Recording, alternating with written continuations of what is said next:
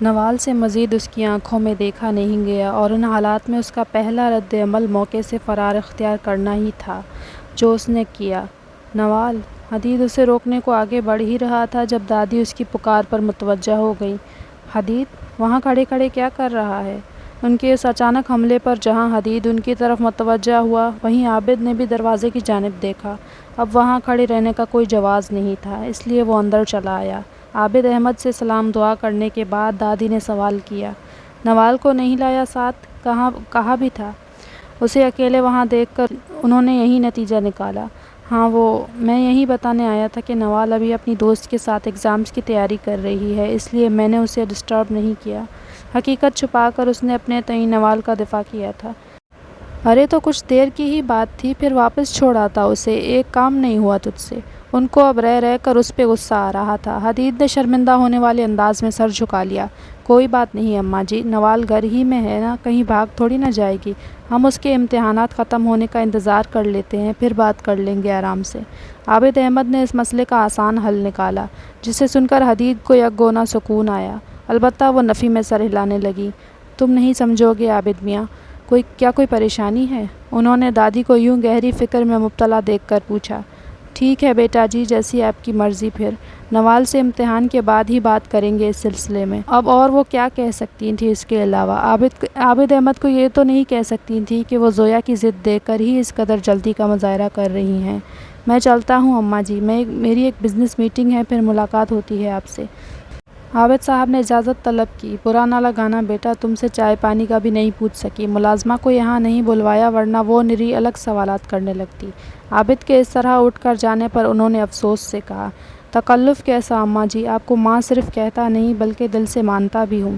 وہ ہنس کر ہلکے پھلکے انداز میں بولے، جیتے رہو بیٹا۔ انہوں نے عابد کی پشت پر ہاتھ پھیر کر دعا دی۔ پھر حدید سے ملنے کے بعد وہ وہاں سے چلے گئے۔ ادھر آ ذرا اور مجھے تفصیل سے بتا کیا بات ہوئی اس سے۔ انہوں نے بغور حدید کا چہرہ جانچتے ہوئے ساتھ بیٹھنے کا اشارہ دیا۔ وہ بظاہر سنجیدہ نظر آتا ہوا اندر ہی اندر ان کے اس قدر صحیح اندازے پر حیران تھا۔ کس سے کیا بات؟ اس نے ناسمجھی کا تاثر دیا۔ یہ دیکھ لڑکے، میں نے یہ بال دھوپ میں سفید نہیں کیے ہیں، ہر ایک کی سفیدی میں زندگی کا کوئی نیا سبق پوشیدہ ہے، اس لیے میرے سامنے تو یہ ڈرامے بازی مت ہی کر۔ انہوں نے اسے اچھی طرح سمجھایا۔ اب چھپانے کا فائدہ تھا ہی نہیں۔ میں جانتا ہوں آپ نے عابد انکل کو یہاں کیوں بلوایا تھا، حالانکہ آپ نے مجھے کچھ نہیں بتایا۔ آخری بات اس نے خفگی سے کہی۔ تو اتنا ناسمجھ نہیں ہے کہ تجھے پرچی پر لکھ کر سمجھاؤں ہر بات میں؟ انہوں نے اس کی خفگی کا کوئی اثر نہیں لیا۔ تو یعنی میری مرضی نہیں پوچھتی آپ؟ وہ حیران ہوا۔ کیوں پوچھتی بھلا، جب میں تجھے اچھی طرح جانتی ہوں؟ انہوں نے یقین سے کہا۔ اچھا جی، تو یعنی پھر آپ نوال کو نہیں جانتی ہیں، اس لیے اس سے اس کی مرضی پوچھنا چاہ رہی؟ اسے اس پر شدید جلن ہوئی نوال سے۔ اسے بھی اچھی طرح جانتی ہوں، اسی لیے تو اس کی مرضی پوچھنا چاہ رہی، اور پھر عابد میاں بھی یہی چاہتے ہیں، انہوں نے سمجھایا۔ مجھے نہیں لگتا وہ مانے گی دادی، اگر آپ اس سے اس کی مرضی پوچھنے گئیں تو۔ حدید کو اس بات میں کوئی شک نہیں تھا۔ تو کیا چاہ رہے کہ بچی کو زبردستی تیرے پلے باندھ دوں؟ انہوں نے اسے چپت لگاتے ہوئے کہا۔ ہاں تو میری اتنی ساری خوبیوں کے باوجود بھی آپ کی لڑکی اتنے نخرے کرتی ہے، پھر اور کوئی آپشن رہ جاتا ہے کیا؟ اسے رہ کر نوال کے وہاں سے فرار ہو جانے پر غصہ آ رہا تھا۔ جب اتنی ساری خوبیاں ہیں تیرے میں تو وہ بھی بنا کسی ٹھوس وجہ کے انکار نہیں کرے گی، انہوں نے تسلی دلائی۔ اچھا تو بات کو طول مت دے، مجھے یہ بتا کہ نوال سے کیا بات ہوئی؟ وہ واپس مدعے پر آ گئیں۔ حدید نے اس سوال پر سر جھٹکا۔ ہونا کیا تھا؟ میں نے بس اسے یہی کہا کہ آپ نے ارجنٹ بلوایا ہے، اس لیے وہ آ گئی، لیکن پھر دروازے تک پہنچی ہی تھی کہ اتنے میں عابد انکل اور آپ کی گفتگو سن کر محترمہ بھاگ کھڑی ہوئی۔ اس نے جلے دل سے یہ سب بتایا۔ وہ اس کی زبانی یہ وضاحت سن کر مسکرائیں۔ ارے وہ لڑکی ذات ہے میاں، شرمانا، ہچکچانا، گھبرانا اس کے بنیادی وصف ہیں۔ ہاں اب ہر لڑکی نوال جیسی بھی نہیں ہوتی، زویا کو ہی دیکھ لو، کیسی نک چڑی اور منہ پھٹ ہے۔ توبہ توبہ، انہوں نے کانوں کو ہاتھ لگائے اور چپکے سے حدید کا رد عمل جانچنے لگی، یہ دیکھنے کے لیے کہ کہیں وہ بھی تو زویا کے لیے کچھ محسوس نہیں کر رہا۔ وہ کیسی بھی ہو، میرا اس سے کوئی لینا دینا نہیں۔ ہاں کبھی کبھار وہ برداشت کے باہر لگتی ہے مجھے، لیکن پھر بھی میں پھپھو کی وجہ سے خاموش رہ جاتا ہوں۔ حدید کو اس شام والی پارٹی اور پھر آفٹر پارٹی کا منظر یاد آیا۔ اسے زویا جیسی لڑکیوں سے سخت چڑ ہوتی تھی جو خود کو اس پر تھوپنا چاہتی ہوں۔ اس نے تو کسی سے دوستی بھی کبھی اس کی مرضی کے بغیر نہیں کی تھی، تو جا کے رشتہ بنایا ہو۔ تم اس پر توجہ مت دیا کرو بیٹا، وہ بس تھوڑی سی تلخ مزاج ہو گئی ہے۔ ماں باپ کے آئے دن کے جھگڑوں اور پھر علیحدگی نے ہی شاید اس کے اندر تلخی بھر دی ہے۔ انہوں نے سرد آہ بھری۔ روحا بھی تو اسی کی بہن ہے نا، نوال نے بھی ماں باپ کا پیار نہیں دیکھا؟ وہ دونوں تو ایسی نہیں ہیں، اور سب سے بڑی مثال تو میرے اپنے بھائی کی ہے میرے سامنے۔ حدید نے جیسے ان کی بات سے اتفاق نہیں کیا تھا۔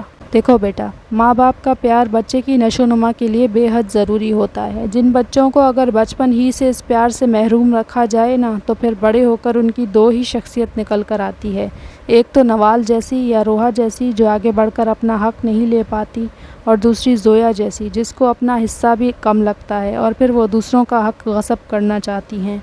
ماں باپ کی محبت بچے کی شخصیت میں اعتدال پیدا کرتی ہے۔ ایک اچھے معاشرے کی تشکیل کے لیے یہ اعتدال ایک بنیادی ستون کا کردار ادا کرتا ہے۔ دادی نے اسے پتے کی بات سمجھائی۔ میں آپ کی بات سمجھ گیا دادی، آپ کا مطلب یہ ہے کہ ہمیں بیلنس بنا کر رہنا چاہیے، نہ کسی سے کچھ چھینیں اور نہ ہی اپنا حصہ چھیننے دیں۔ حدید نے ان کی بات کو مختصر لفظوں میں بیان کیا۔ دادی نے اس کی بات پر تائید میں سر کو جنبش دی۔ نوال کو کچھ وقت دو، اگر اس نے ہماری گفتگو سن لی ہے تو وہ اس کا مقصد بھی سمجھ چکی ہوگی۔ اس کا ذہن جب اس بات کو قبول کر لے گا تو وہ خود ہی اپنی ہاں یا نہ کا عندیہ دے دے گی۔ انہیں پورا یقین تھا، کیونکہ نوال کو ان سے بہتر کوئی نہیں سمجھتا تھا۔ حدید نے اس بات میں خاموشی سے سر ہلایا۔ انہی بھاگتے قدموں سمیت وہ گھر آ کر اوپری منزل پر واقع اپنے اور روحا کے مشترکہ کمرے میں پہنچ کر دروازہ بند ہو گئی۔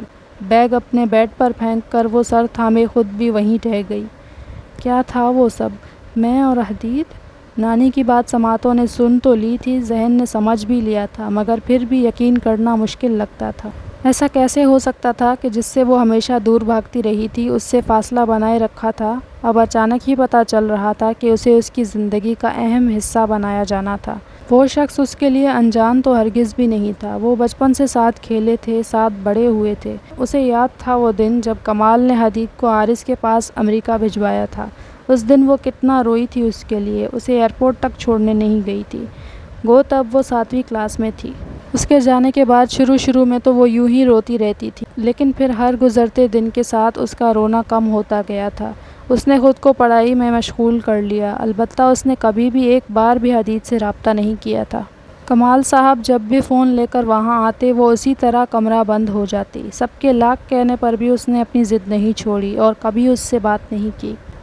وقت یوں ہی گزرتا گیا۔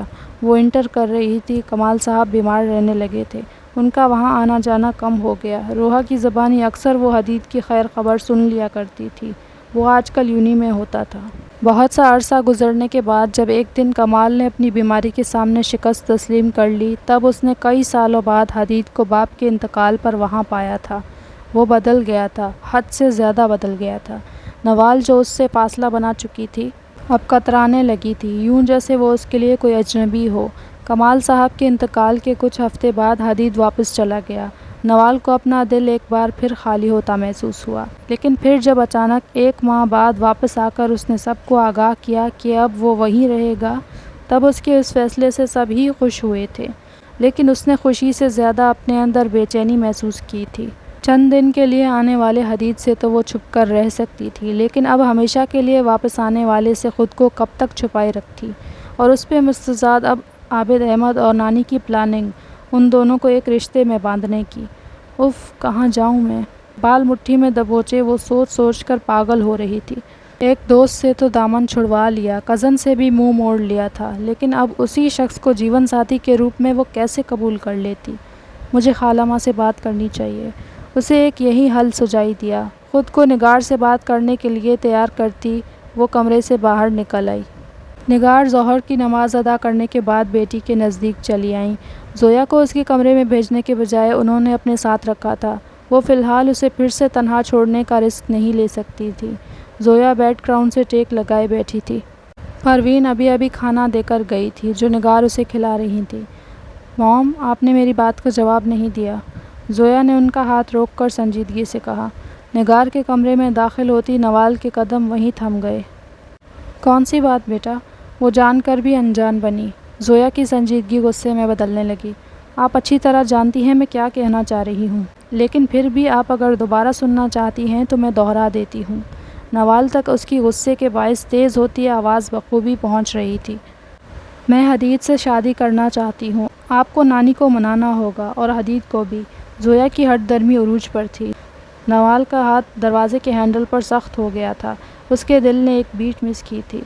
دیکھو بیٹا، ایک بار کو میں اماں جی کو تو منا بھی لوں، لیکن حدید، میں اسے کیسے فورس کر سکتی ہوں؟ کمال بھائی کی خواہش سے زیادہ میری بات کی تھوڑی نا اہمیت ہوگی اس کے نزدیک، نگار نے پیار سے سمجھایا۔ وہ سب میں نہیں جانتی، کس کی کیا خواہش تھی، مجھے اس سے کوئی سروکار نہیں۔